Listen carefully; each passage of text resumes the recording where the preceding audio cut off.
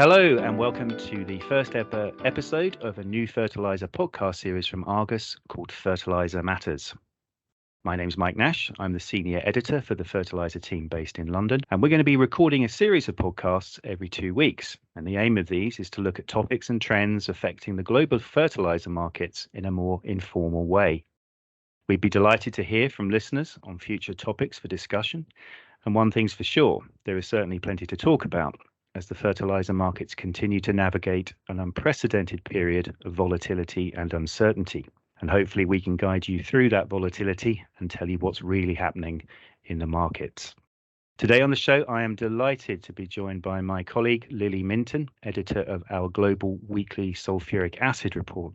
Lili has been editor with Argus for almost a year now, and prior to that, she also worked on many Argus fertilizer monthly forecasts and consulting projects. And this is particularly good timing on acid as the key Chilean market enters its yearly contract negotiations. Hi, Lili, and welcome. Thank you for joining us. How does it feel to be the first ever guest? Hi, Mike. Welcome, everyone. It's great to be here, and I feel very privileged to be part of the first podcast. So thank you for the lovely introduction. You're a trailblazer, Lili. That's what you are. First off, Lili, can you just paint a brief picture of how the global acid market is shaping up and looking currently? Yeah, so in one simple word, the market is tight. Tight for prompt shipment. There is very limited availability for any acid sailing in the next 30 days. And why is that? Well, because we just had unexpected demand coming from OCP that no one in the market was expecting. And we also had Chilean demand arising. So all of that has tightened the market. Yes, I mean, on the rare occasions I've covered acid, Morocco, it was almost a running commentary that Morocco was never in the spot market. Suddenly it's re-emerged. What do you put that down to? I mean, obviously they're almost certain to get the Ethiopian MPS tender, which will bolster their order book going into 2024. But and obviously the phosphates market downstream is very strong. Is there any other reasons you see Morocco particularly coming to the market now? Well, it's basically because phosphate prices, right? So phosphate prices have risen by nearly 20% over the past 2 months. And all of that is causing OCP to start demanding more feedstock. And acid has been one of the feedstocks that they've come into the market to purchase in grand scale. We have confirmed about 5 to 6 cargoes coming from Asia and coming from Europe in total. So when they need acid, they just come in and they have secured, like I said, around 200 to 230,000 tons for fourth quarter arrival. So September, including fourth quarter. One thing to add is that we were not expecting OCP to come back into the market. It was always a case of they will monitor what's happening in the phosphate scene and then they will react. And suddenly, in the space of 2 weeks, we had OCP inquiring to OCP securing tonnages coming from China, coming from Europe. We've seen sulfur brent acid sold to OCP. So that means that they need the acid. They're quite desperate to get acid. Yeah, and I guess the other point here is that it sucks up supply. So this was, the European producers were looking to move tons west of Suez. Suddenly they've got another outlet. You know what it's caused, Mike? It's caused a supply squeeze. That's the word that, we didn't see this from Jan to August. There was no supply squeeze. Suddenly OCP comes to buy and everything's been sold. Yeah, it certainly changed the dynamics. So Lili, you recently came back from Chile. You actually hail from Chile yourself.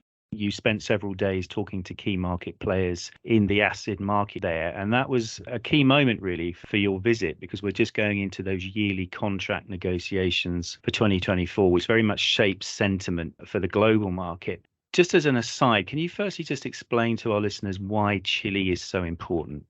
It was great to be there. And Chile is the largest importer of acid in the world. They need acid for copper leaching, and Chile is the largest producer of copper. So without acid, copper cannot be produced. And that's why it's so important. Chile does have some domestic supply, but it's not enough. So that's why they need to import acid. And statistics show that last year, they imported a record high of 3.7 million tons of sulfuric acid. Hence, it's a key market to keep an eye on. And contract negotiations for next year, everyone's getting ready for it. There's going to be pricing negotiations on large volumes. So it's a key moment. It's a key moment. And it was a great honor that I could travel to Chile and meet with the players there. And from a price perspective, we obviously quote the Chile CFR acid price, but that has a knock-on effect for FOBs, particularly in China and in Europe as well. Is that correct? That's right. And in fact, the spot price during the fourth quarter, which we're about to enter, has a big impact on the pricing negotiations for the next annual contract. And there will be a slide pack with this recording, so please do access it. And you'll see in the slide pack, the latest prices for Chile CFR are around the 125 to 129, 130 dollars per ton CFR, and that's just based on the latest tenders that have been awarded in Chile. Now, that seems to be the price, as of recording time, that seems the price that appears to be dominating the market just now. It doesn't mean that next business done won't be higher, but it's something that we're keeping an eye on because, like I said, the spot price for the fourth quarter will have a big impact on the pricing negotiations for large volume of acid that will be discussed at TFI in October. Okay, so the spot market drives the timing and the mood and the sentiment of the contract price, but the spot price is actually quite firm at the moment. So you were talking about 125, 130. Presumably, given the current freight rates, for the last few months, even years, Chile has been dominated by European supply. European producers have moved tonnage west of Suez because they haven't had that Moroccan outlet. Now, with prices where they are, presumably other supply sources are coming into play. And for example, Asian supply now becomes workable, which it hasn't been for a long time. So how do you see that sort of supply, that origin of supply into Chile panning out with Morocco, particularly back in the spot market? I think the level that we are just now, let's say 125, 130, at an average of 127.5, that is borderline where Asian tons could come and be workable in Chile. That is the issue, is freight rates remain at a high level. Freight rates from Asia into Chile are $100 per ton. Freight rates from Europe to Chile are around high 70s, 80s, high 80s, depending where it's sailing from. But we also need to think about tightening in supply and the higher FOBs. Higher FOBs results in, where would the tons be workable? In Chile, which is paying, like I said, between 125, 130, the tonnage from Asia is still slightly unworkable unless a good freight rate is achieved. If the freight rate is below 100, perhaps those tons are workable. Now, the latest China FOB numbers are around, the Argus statistics show that it's around 30 to 40 FOB. Now, once you add the freight, you're borderline into the latest done deal. So that's why I mentioned the prices in this month and the next will be key to guide pricing discussions. Yeah, and the short-term outlook for sulfuric acid is firm, isn't it? Yeah, it's tight. Supply squeeze, that's for sure. OCP has come in. OCP has drained liquidity from the market. There's very little supply available.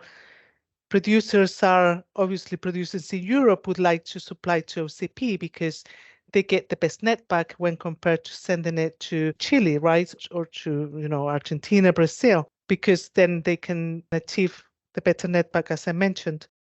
So European producers will try to supply to OCP, and after that, they will try and send material elsewhere.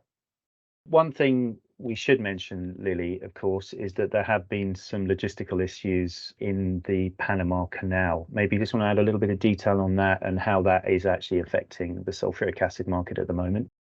Yeah, so Mike, that's a really good question because we had issues at the Panama Canal where waiting times have been lengthened up to 10 days now. We've seen some vessels sailing from Europe. destined to Chile that have to go down via the Patagonia, the Magallanes Strait, and that is adding 10 days to the sailing time. Now, we have to think about extra days, extra money that it needs to be paid. So potentially freight rates will cost even higher to go from Europe to Chile. And that's also, will impact the trade flows, and we'll see what tonnage is workable in Chile, which is the key market, like I mentioned at the beginning. And presumably too, if you get multiple vessels hitting Millones at the same time, is that a potential issue? What it will potentially cost the demurrage, right? And the demurrage is money. If the vessel cannot unload, someone has to pay that. And yes, we did see the demurrage when the port has to close because of swells in Mejillones, and nobody wants to pay that. That's a cost. And if it can be avoided, it will be avoided. But when we have logistical issues, vessels being delayed, it's a logistical issue that players have to be presented with. Just lastly, Lili, what is the time frame for contract negotiations in Chile? When do you think this will be wrapped up? So we all start in October, early October, at the Fertilizer Institute conference in Washington, D.C. And after that, negotiations will continue until around mid-November. By end of November, early December, we'll have the actual settlements of the contracts. So the next few months will be key to see what will happen and how the prices will pan out. Just to remind you, the price for this year was an average of 145.50, and the latest deal, which was Delco tender, was around the 127 on average. So we're still about $18 away from the annual contract for this year. So let's watch the space, what will happen with Chilean CFR prices. From my visit, Mike, there was a view that the next Tindal in Chile was potentially going to fetch higher than the current prices because of this supply squeeze, because of the tight supply. So let's see who's holding their nerve, right? Let's see what will happen. But the next couple of months will be key. I think you're going to be very busy, Lili, in the next couple of months, particularly at TFI. Good luck with that. And Lili, thank you so much for joining us on our first podcast. That brings us to the end of the first episode of Fertilizer Matters. Just to remind people that we have a small supporting slide deck available to download on the podcast page with some graphics and content relevant to today's episode. My huge thanks to Lili Minton for joining us and discussing the outlook for the sulfuric acid market. We hope it was beneficial to you, and thank you for listening, and don't forget to look out for the next episode. Until then, this is Mike Nash for Argus Media. Thanks for listening, and bye for now.